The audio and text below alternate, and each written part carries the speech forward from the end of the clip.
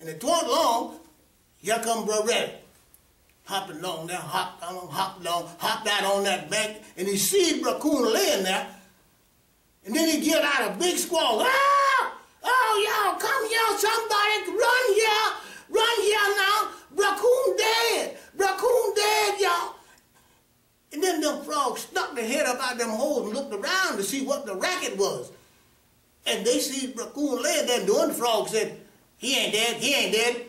Another one said, no, he ain't. And one said, I think he is. Another said, don't believe it. Another said, yeah, he dead. Another said, no, he ain't, yeah.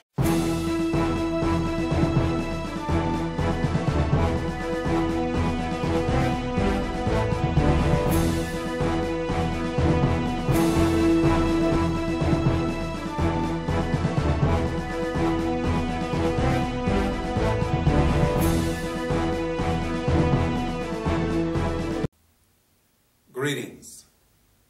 This is the Get To Free Press, and I'm George, boss of RHINES in Valdosta, Georgia. Today, I have a unique person with me. What's your name, my beautiful brother? I'm Willie Mack Rose, originally from Valdosta, Georgia. Okay, and you came all the way from out of town. That's good enough. We don't need to go no further than there. Yes, sir. And you came to share something with the children, not only here in Valdosta, but around the world. Absolutely. So tell me a little bit about what we're going to be doing here, what you're going to be doing here in a few minutes. Well, I have been fascinated with old stories that were told to me when I was a boy growing up, and they will always be favorites. They are called Uncle Remus stories, and I don't know if you're all familiar with that. Most of the people my age are. They were stories that were told by an old former slave that had retired from the plantation, and there was these little white children that loved Uncle Remus, and he would get them on the porch, or they would visit his cabin, and he'd tell them stories about the rabbits and all of the animals that were frequenting the woods around where they lived at. And actually, these were old African tales that were told by original Africans in Africa before they came to this country, because Africans have a familiarity with the animals that frequent their areas where they were in Africa in the original old days, and Uncle Remus just transported these stories and made them fit with the American scene where he was as a slave. And white people, for the most part, became fascinated with these stories, and also about the way that Uncle Remus could animate and tell these stories, because he had a peculiar knack for making these things come alive. And Chandler was a white man that loved Uncle Remus and the stories that he told. So when he got of age, he compiled these stories in a format where they were put in book form. And he had the knack for reducing the slave language to, in the narrative form, to where the words would be actually authentic and fascinating. And so they became famous for being Uncle Remus stories. And they are favorites of generations, and still today, children are fascinated by them. My grandchildren love them. And they prompted me to try and get them out because other generations to come will enjoy them as well, and I hope that that is the case. And my friend George Rhymes, he encouraged me, and I'm glad he does a lot of good work in the community as well as a journalist. And I accepted his invitation to do this, and I hope that it's going to go over well. And I just want to say to all the children and my 4,000 subscribers with almost 2 million views, I just want to say that I appreciate the people that tune into the channel. But before we get down to the story, I want to say this.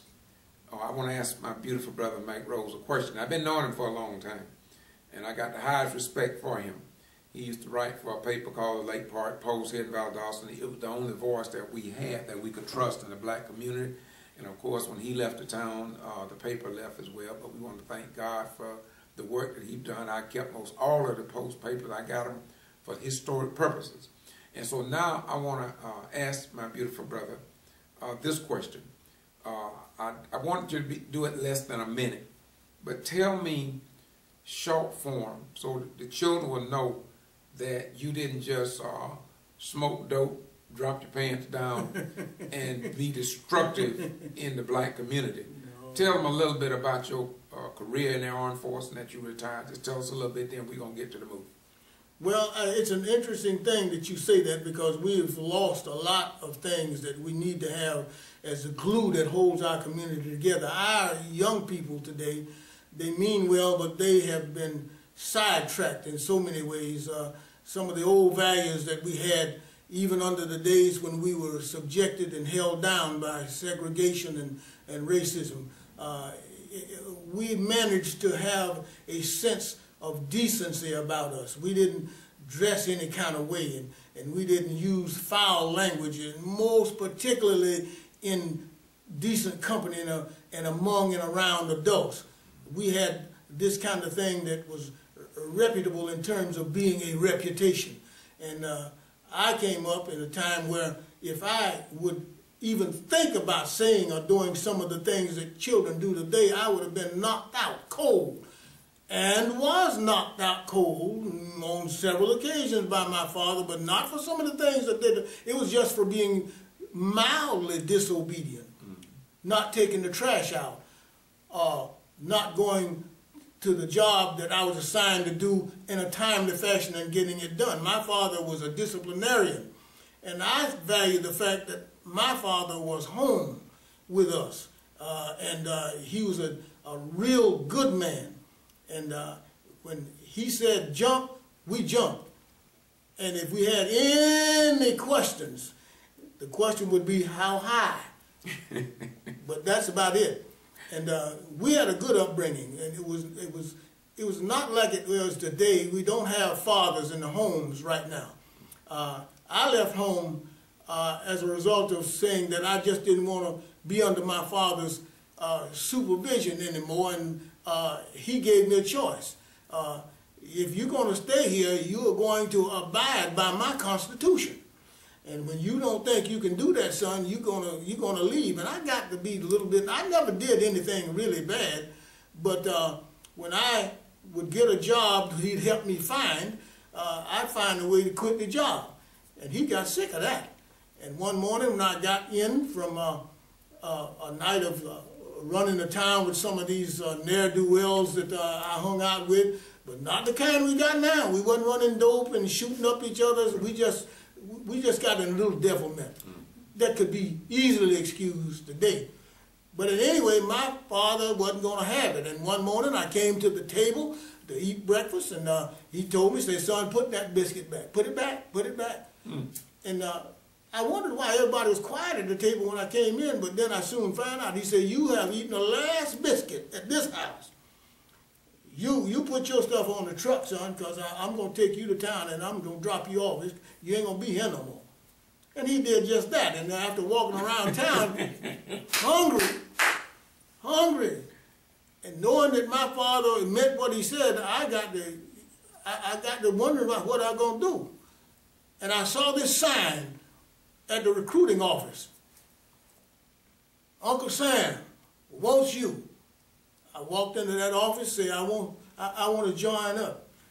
And I mean, I can tell you that story, but I won't tell you all the time. But it was kind of comical. It was kind of comical. But as a result, I went into the military, spent 20 years and one day, and I didn't come back to my father's house until I was retired. And I thank him every day.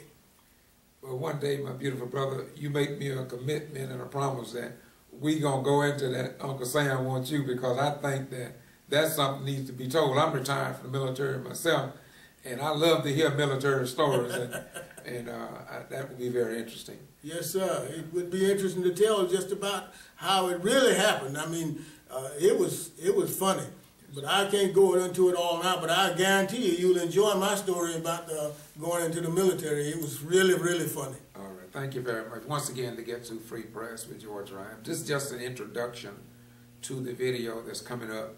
And once again, he's doing this mainly because he cares about the children.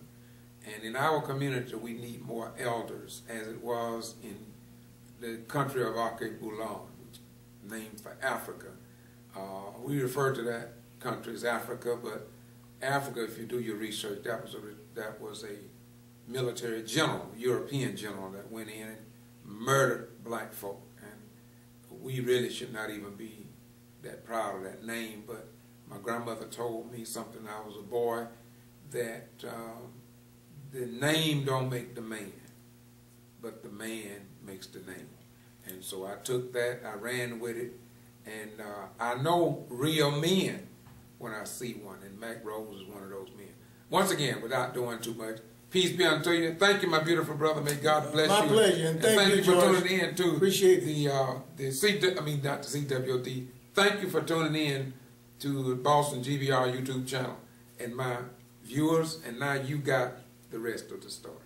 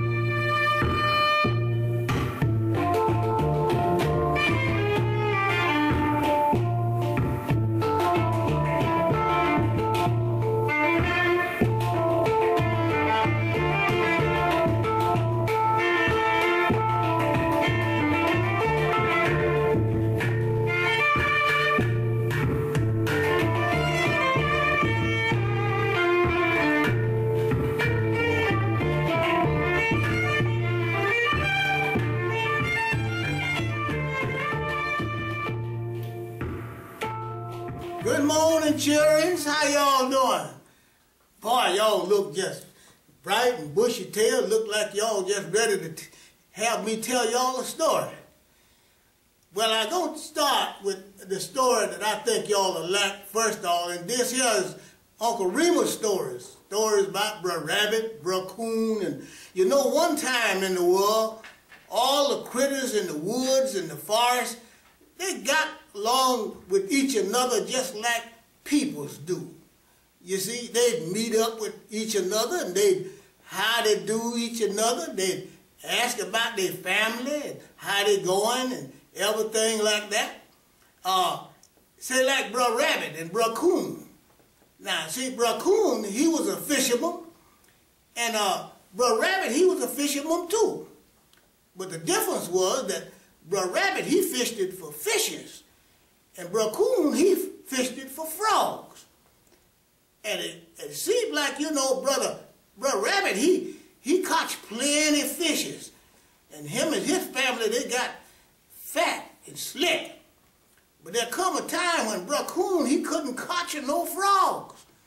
And so one time when they met up, Brer Fox and Brer Coon, they met up one time on the big road, and Brer Rabbit had a big bodacious string of fishes on his back.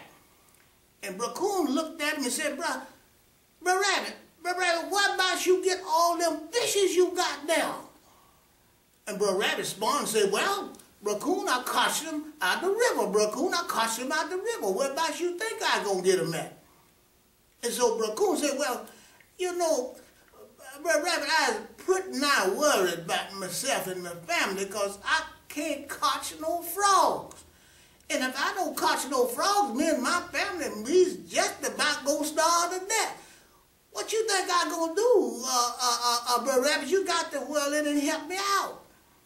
And so Brer Rabbit, you know, he kind of sat down on his behind feet, you know, and kind of wiggled his mustache.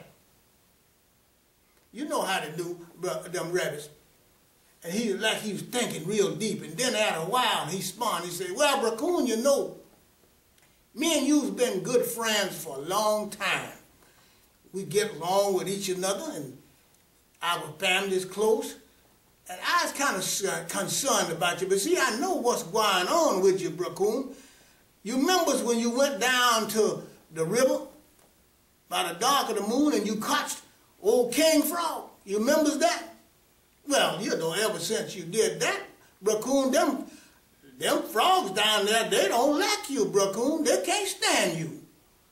Because, see, when I was down there fishing and they sees you coming, they poke their head up out them holes where they lives at, and they see you coming, and I hear them. They be squalling out, there he is, there he is. There he come, there he come, there he is, there he come, there he is, there he come. I don't like him, I don't like him, I don't like him. Mash him, squash him, mash him, and squash him. Don't like him, don't like him. Oh, they be going on, they don't like you. So, yeah, that's the problem, see. So, Raccoon said, well, bro, Rabbit, what I gonna do? I got to catch some frogs, or else we was gonna starve. So, Rabbit, he sat down, and like he was already sitting down, and then he's thinking real hard, and he said, now, I'm gonna whirl in here, and I'm gonna help you out. But see, you got to do exactly.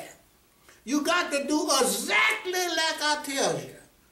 And this thing, I'll get you out of this mess. So, Raccoon said, well, Rabbit, I'll do it if the Lord spare me. So, Rabbit said, well, now see, I want you to go on down there to the river. I want you to go on out there on the bank and see them frogs gonna see you coming and they're gonna get down in them holes. But don't worry about that.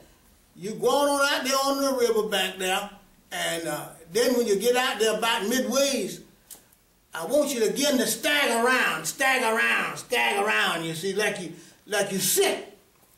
And then I want you to drop down, you know, like you dead. And I want you to jack your leg back and forth 2-3 times, you know, like you're giving up the ghost. And then I want you to lay real still, don't move. Got to do this exactly like I tell you now, don't move. Fly come down light on you, don't worry about it. Let the fly stay there, don't move. And if you do us this now, it won't be long for you hear from me. We're going to fix this.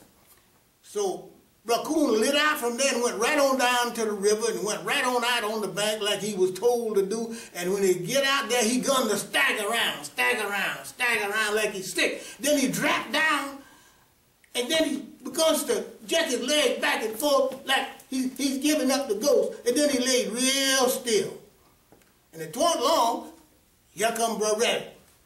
Hopping along there, hopped out on that bank, and he see Raccoon laying there.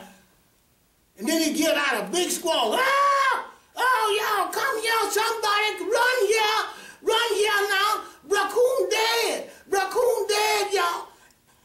And then them frogs stuck their head up out them holes and looked around to see what the racket was. And they see Raccoon laying there, and the one frog said, he ain't dead. Another one said, no, he ain't. And one said, I think he is. Another said, don't believe it. Another said, yeah, he dead. Another said, no, he ain't. Yeah, he is. No, he ain't. I think he is. Don't believe it, don't. And they went on about this, till after a while, Brother Rabbit stuck his paw up and said, wait a minute. Now see, y'all, just wait a minute now. I knows that Raccoon been giving y'all a fit all these time, and y'all don't like him and everything, but yeah, there he is there. He dead now. Y'all needs to get rid of him, and y'all won't have no more problem out of him. And so one frog said, how we gonna do it? And Brother Rabbit said, well, y'all, just dig a hole here, and bang. Y'all just dig, and y'all gonna be shut of him. Won't have to worry about him no more. So them frogs began to dig dirt, and there was a hole there, and Raccoon, he laying there, he just going down in the hole. They just digging that hole, and then after a while, one of them little frogs stuck his head up and said to Brother Rabbit, "They're deep enough." Brother Rabbit said, well, can you jump out of it? And the little middle-sized frog said, yeah, I can. And Brother Rabbit said, well, you know, the hole ain't deep enough. Y'all bury him now. Y'all trying to get rid of him. Bury him. He need to bury him. And so they start digging in, the dirt just flying, they digging. And after a while, they had a little deep hole. And Raccoon, he ain't done nothing. He just laying there going down in that hole. And so middle-sized frog stick his head up out the hole and say, they're deep enough. Brother Rabbit said, well, can you jump out of it? And what frog said, well, I just can. And Brother Rabbit said, well, ain't deep enough. You got to dig a hole. Y'all trying to bury him. So they start digging, staying, flying, digging. Bro Coon just going down in that hole, going down. He ain't moving, he going down in that hole. And so the big frog, he stuck his head up out the hole there and asked Brother Rabbit, just deep it up, just deep it up, just deep it up, just deep it up. And so Brother Rabbit said, well, can you jump out of it? And the big frog said, no, I can't. Come help me. No, I can't. And that's the point where Rabbit squalled out, oh, Bro Coon, get up now, Bro Coon. You got it now, Bro Coon, get up and get your meat. Oh, and Bro Coon stood up down there in that hole, and brother, them frogs was just running ever with you when they couldn't get out. They were just running around, and Bro Coon, he snatched up, he caught a whole bodacious mouse of frog. Yes, sir, he caught a bodacious mouse of frog, and he took them home, and him and his family, they had a big, delicious frog eating that night. But you should have seen them frogs running down in that hole. They couldn't go nowhere. Bro Coon had them. He got them up there, boy. That's the story about.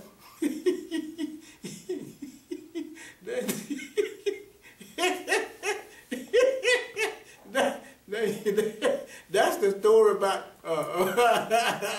Bro Coon and the frogs. I hope y'all like that one. That was funny to me. Can you picture that? Them frogs just running all over the place down in that hole, can't get out, and Bro Coon just snatching them up. I hope y'all like that one. I got another that I want to tell y'all at a while, but I'm going to rest right now. And y'all, I'll come again anytime y'all wants me to, and I'll tell y'all some stories. Y'all is good cheering. I like y'all. Y'all just as bright and looks like. Y'all like that one? All right. Well, it looks like y'all did, and I appreciate the time that I had to come and talk with y'all. I just love y'all cheering. Yes, I do. Y'all so sweet. Thank y'all.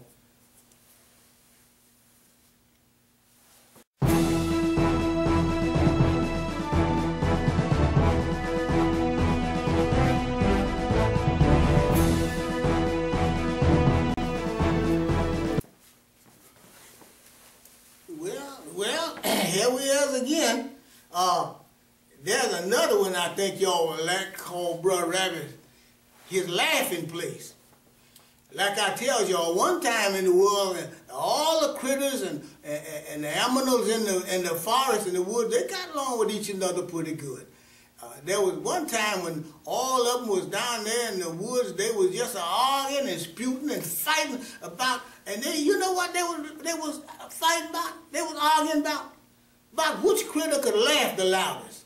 Oh, they were going on, and they were fussing and arguing and fussing and arguing. Oh, they stamping their hoofs, and they rattling their horns, and they just gnashing their teeth, and they just arguing. Yeah, about which one of them could laugh the loudest. Well, it went on this way until it looked like it was going to be a big free fight or a riot or a rumpus. I mean, it was terrible. And it was going on until here come little Miss Squinch Owl. She flew up a tree, and she looked back down at him and said, y'all don't know nothing about laughing. You don't laugh until you got something to laugh at. I mean, and all the critters, they stopped and they were astonished. I mean, there was this little bitty fowl, no bigger than a jaybird, just up there on that limb, just laughing itself blind. They didn't know what to make of it. And Brother Bear said, whoa, what do you make of that? And Brother Wolf said, ooh. And they stopped there for a minute. But then they went back to arguing again about who could laugh the loudest, So after a while, it seemed like that they wasn't going to reach no conclusion about the matter.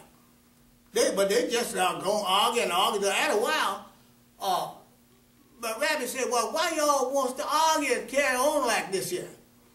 And so they stopped and said, well, I tell you, you right, Brother Rabbit. We ain't going to argue no more. What we going to do when the weather gets better, we going to meet back here and we're going to have a contest to see what critter can laugh the loudest.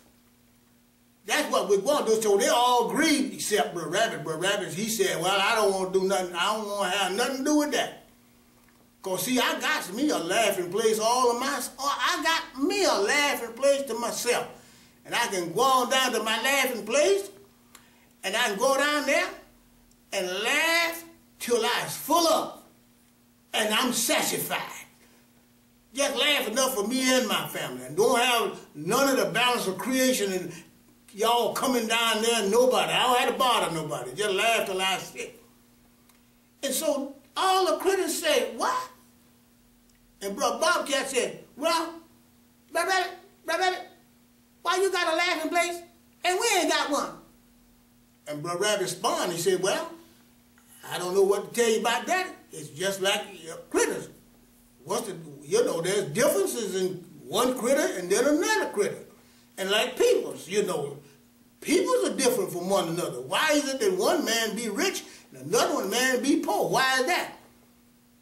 And so they all were astonished. They kind of figured that out, and they had to agree that they don't have no answer for that. But they said, well, we going to really have this contest. Brother Rabbit, you going to come? The Brother Rabbit said, no, I don't want nothing to do with that. I don't want nothing to do with that. And so they begged him, and said, Brother Rabbit, please come back and let's have the contest. Brother Rabbit said, no, like I say, I got me a laughing place of my own, and I ain't studying about y'all. So then Brother Wolf said, well, Brother Rabbit, will you show us your laughing place? And Brother Bear said, yeah, I want to see that laughing place. I want to see that laughing place. Will you show us your laughing place? And Brother Rabbit said, no, I told y'all I ain't going to show y'all my laughing place because all y'all will be up in there. And then after a while, it won't be my laughing place. But I tell you what I want to do. I will agree to show you my laughing place, but y'all, you got to agree now. One by one, I'll take you down there one by one. Can't have all of you going down in there. And so they talked among themselves and they agreed, and they didn't look like they were going to reach no conclusion. So Brother Rabbit, he lift up his paw and said, I tell you what, why don't y'all just let Brother Fox go? I'll take him first. Because he's been around here long as anybody, and he's well thunk of. Everybody like him. I ain't heard nobody say nothing against him. He good, and everybody agree that he's a good person. So they all said, well, all right. And after they done agreed on that, they all broke up and went on back to the places where they lived at. And then, they did then what they want to do, what they always do. So Brother Rabbit and Brother Fox, they got together and they agreed that they'd meet at a certain place and at a certain time. And so then he would take him to see his laughing place. So the time come and the day come when they was supposed to meet, and Brother Rabbit, he left home, he got a soon start to get there. And but as soon as he got to the place and the point where they were supposed to meet, well, Brother Fox, he was already there. Because I think, it seemed like, Brother Fox knows that Brother Rabbit done got the best of him in so many instances, and he didn't want to take no chance of being disappointed. So he was there early. And so they howdy-doed each other and asked how their family going on and everything. And Brother Fox said, well, my family's, they is sort of middling. They going on pretty good. And Brother Rabbit said, well, my family's kind of midways between my goodness and my gracious, so I guess you could say that we're doing pretty good too. So Brother Fox said, but I want to go see this laughing place. I want to go. And so they put out from there, they did, and they go through the woods. They go through the woods there, going to see Brother Rabbit's laughing place. And they get to this place in the woods, you know, where there's a clear place where nothing growing. And on the sides there, there's plenty of vines and honeysuckle bushes and briars and all kinds of blackberry bushes and all that seem to come near that clear place but don't come out into it. There's a clear place, there's a sandy place. And so they come to a halt. And Brother Wolf said, well, is this the place, Brother Rabbit? Is this the place? And Brother Rabbit said, yeah, it is. And Brother Wolf said, well, I don't feel like laughing. I don't feel like laughing no more now than I did when I started out.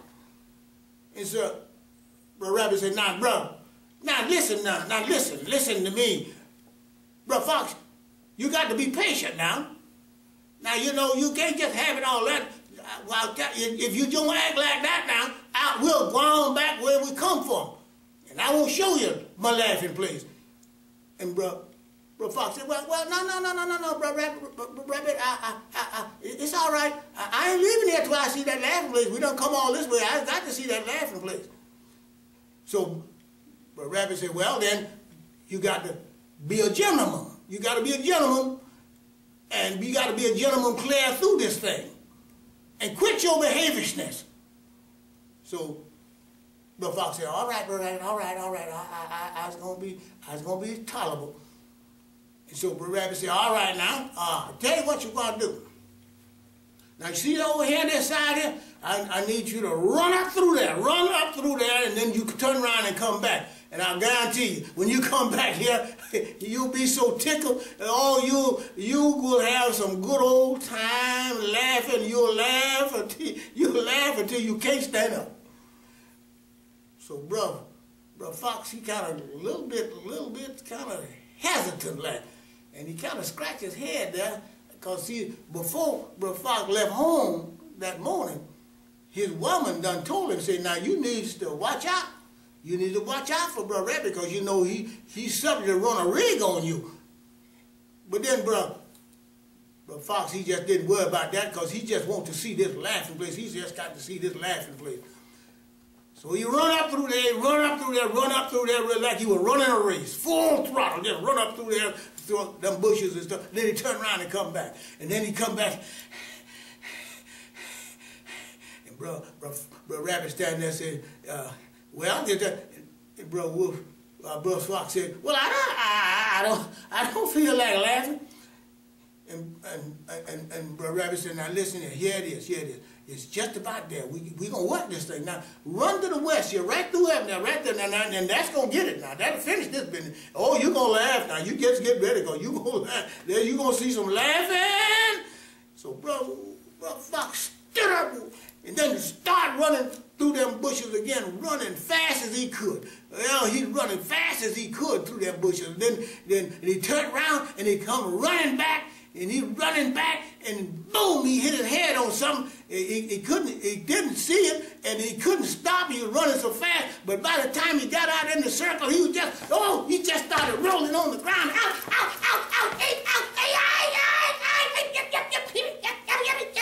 He started biting himself like he about to tear his hide off. And it looked like he was having a 40-11 duck fit something. And when he looked out the corner of his eye, there was Brother Rabbit out of the corner there clear, just stamping his hind foot, just a laughing.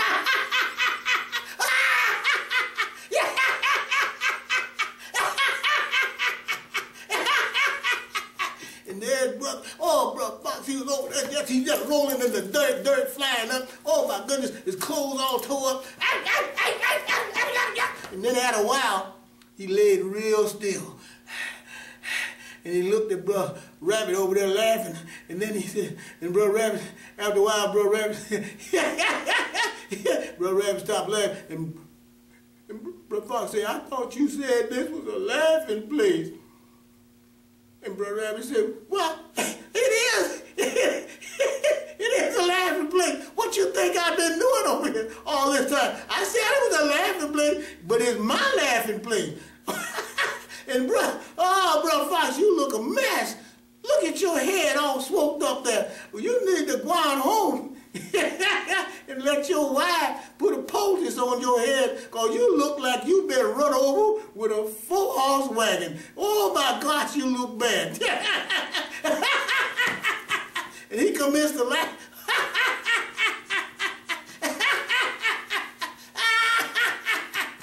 And Bro Wolf, he caught her like,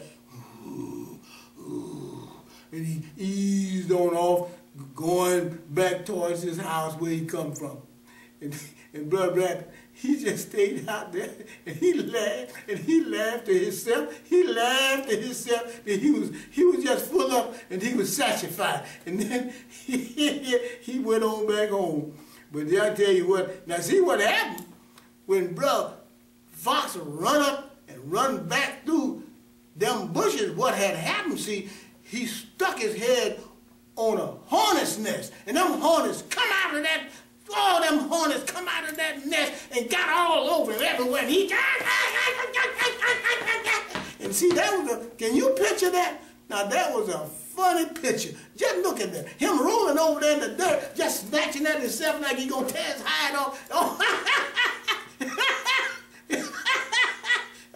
I can see it.